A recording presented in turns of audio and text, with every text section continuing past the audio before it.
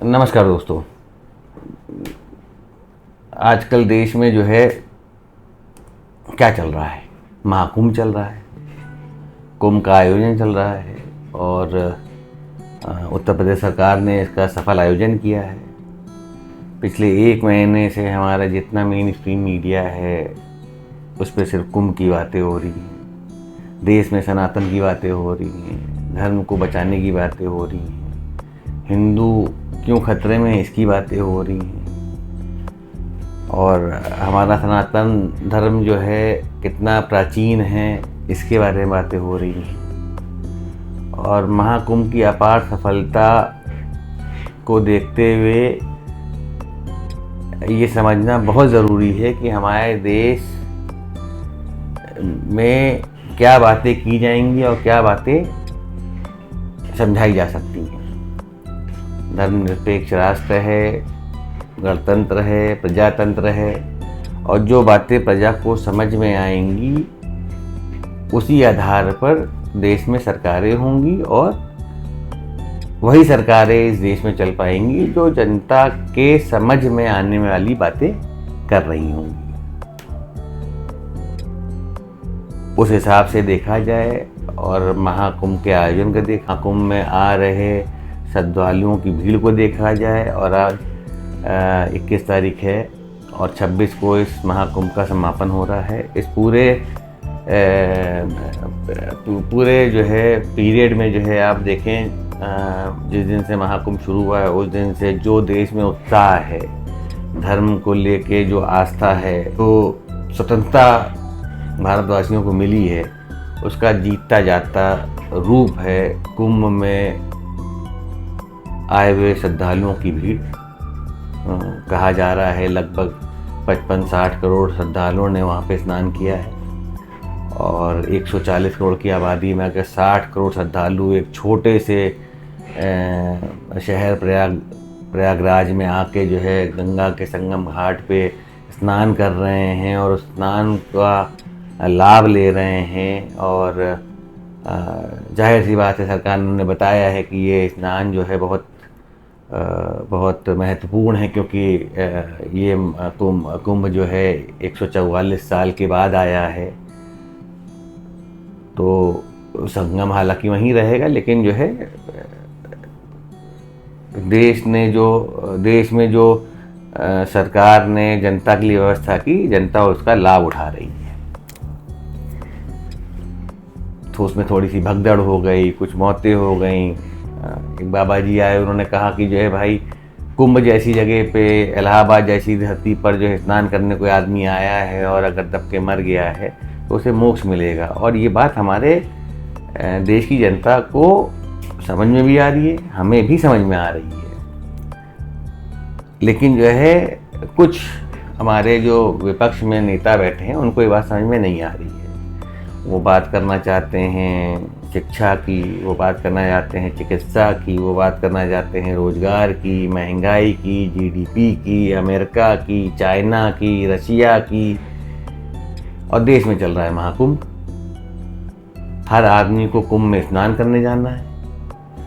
उत्तर प्रदेश सरकार ने इतनी अच्छी व्यवस्था की है, रेल मंत्रालय ने रेल की व्यवस्था करी है और उस व्यवस्था का जो है हमारी देश की जनता आनंद उठा रही है।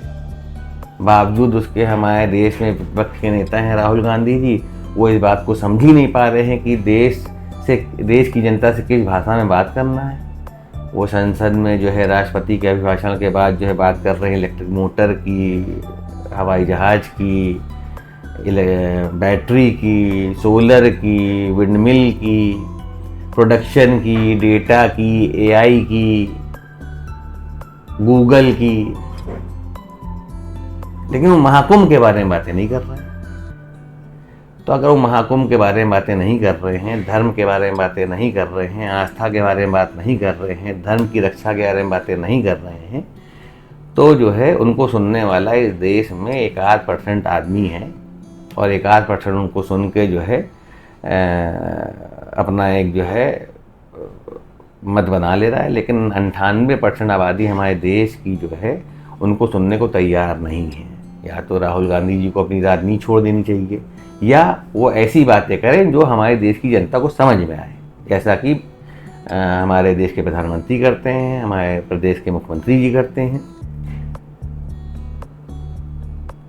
5000 वर्ष तो पुराना हमारा जो है धर्म है, उस धर्म को जो है लोगों ने दबा रखा था। आज जब जो है हमारे धर्म को जो है एक लंबे शोषण के बाद आज़ादी मिली है, तो जो है उसका वो हमें समझ में आता है कि हमारे पूरे देश की जनता उसका लाभ उठा रही है। बहुत बड़ा देश है हमारा भारत, साउथ से, महाराष्ट्र से, तमिलनाडु से, गुजरात से, विदेशों से, कहाँ से आदमी महाकुंभ में नहीं आ रहा है। सरकार की इतनी व्यवस्था होने के बाद भी थोड़ी बहुत अव्यवस्था हो भी गई है, अगर मान लें, कुछ मौतें हो भी गई हैं अगर मान लेते हैं, लेकिन धर्म तो बढ़ रहा है हमारा। धर्म की रक्षा तो हो रही है। लेकिन विपक्ष के नेता जो हमारे हैं देश में, वो जो है दिशाहीन हैं। उनको मालूम ही नहीं है कि जो है देश हित में, देश की जनता के हित में क्या बातें करनी है, और वो अनाप शनाप बातें कर रहे हैं, जिसकी वजह से जो है उनका चुनाव जीतना नामुमकिन सा है। अगर उन्हें देश में अपनी राजनीति को चमकाना है, देश में राजनीति करना है, तो उनको जो देश की जनता की भावना है उसके हिसाब से बात करनी पड़ेगी। उनको धर्म आधारित बात करनी पड़ेगी। उन्हें जो है कटोगे तो बटोगे की राजनीति को समझना होगा। एक हो तो सेफ हो की राजनीति को समझना होगा। और देश में जो चल रहा है, जैसे अभी महाकुंभ चल रहा है, तो महाकुंभ की बातें करनी चाहिए। वहाँ जो अच्छा घट रहा है उसके बारे में बात करनी चाहिए। हमारा धर्म कितना बढ़ रहा है उसके बारे में बात करनी चाहिए, ना कि इसके बारे में बात करें कि जो है वहाँ पर कितने जो है भगदड़ हो गई तो जो है 30 मौतें हो गई। दिल्ली रेलवे स्टेशन पे भगदड़ हो गई तो 30 मौतें हो गई। जहाँ 50-60 करोड़ 70 करोड़ आबादी का जो है आने जाने की व्यवस्था की गई है, इतने बड़े आयोजन की व्यवस्था की गई है, उसमें छोटी मोटी अगर दुर्घटना हो भी जा रही है तो विपक्ष के नेता के तौर पे ये शोभा देता है कि जो है वो जो है छोटी छोटी घटना के बारे में बात करके सरकार को बदनाम करें। मेरे ख्याल से देश का विपक्ष बहुत कमज़ोर है और वो देश की जनता क्या चाहती है इस बारे में उनको कुछ भी मालूम नहीं है। और उनको जो है आज के वर्तमान सरकारें जो हैं उनसे सीख लेनी चाहिए और आम जनता की बातें करनी चाहिए। आम जनता के हित की बातें करेंगे तो एक मजबूत विपक्ष में भी रह सकते हैं, हो सकता है राजनीति में वापस भी आ सकते हैं, सत्ता का स्वाद भी चख सकते हैं। थोड़ा सा जो है लास्ट में जो है मैं फिर चाहूँगा कि जो है विपक्ष के नेता राहुल गांधी जी, और देखिए ये जो है क्या बातें कर रहे हैं, जबकि देश में इलाहाबाद में, प्रयागराज में महाकुंभ का स्वर्णिम इतिहास लिखा जा रहा है। तो इसको जो है राहुल गांधी जी के वीडियो को देखिए और देखिए, समझिए कि जो है ये अनाप शनाप बातें क्यों कर रहे हैं। वीडियो अच्छा लगे तो जो है लाइक करिए, शेयर करिए और अभी के लिए धन्यवाद।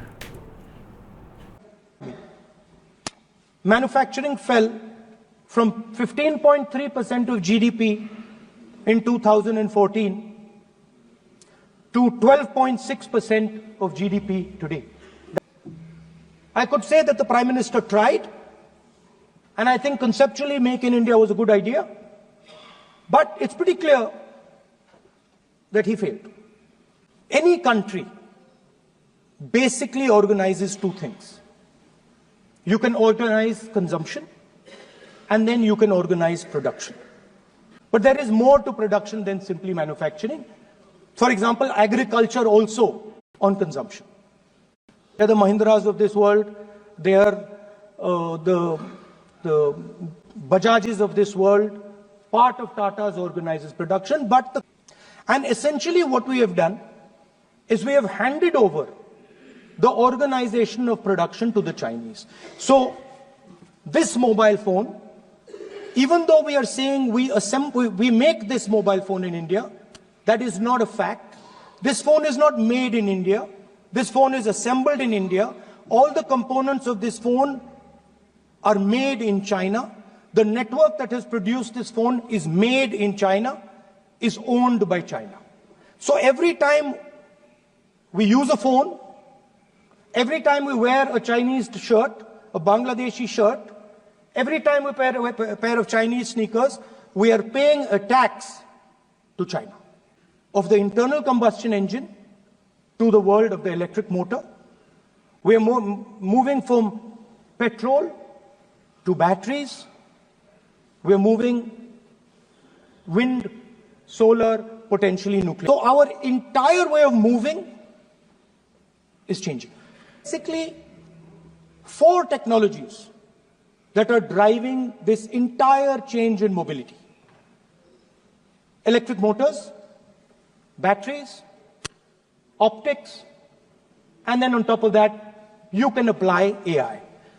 Because AI operates on top of data. Without data, AI means nothing.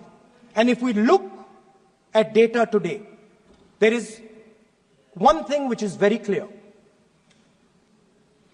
Every single piece of data that comes out of the production system in the world, the data that was used to make this phone, the data that is used to make electric cars, the data that is used to make basically all electronics on the planet today is owned by China. And the consumption data is owned by the United States.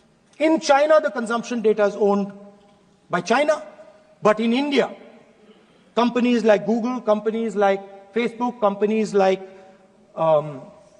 Instagram, X, they own our consumption data. So if India wants to talk about AI, it has to first answer the question, what data is going to power that AI? And the answer today is India does not have that data. Neither does India have production data, neither does India have consumption data. We have handed our consumption data to the big American companies, and the production data we don't have anyway. So in how things move, we would start teaching our children in schools about batteries, about electric motors, about how these things combine, about how drones, robots, electric cars are structured, how they will work together. And most important, we have to start building a production network so that we can get access to production data.